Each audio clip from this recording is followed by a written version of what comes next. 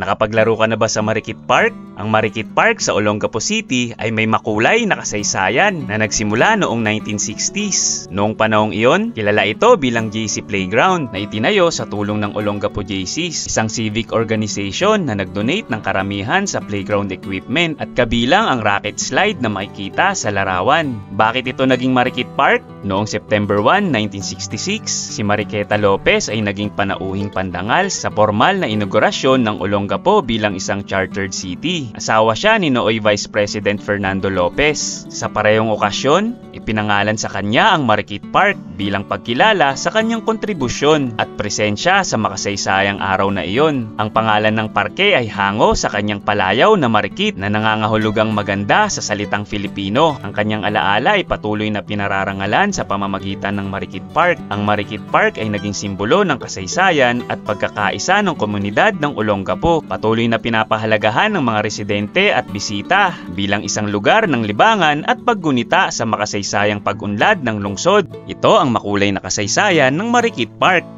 Tara, trip tayo!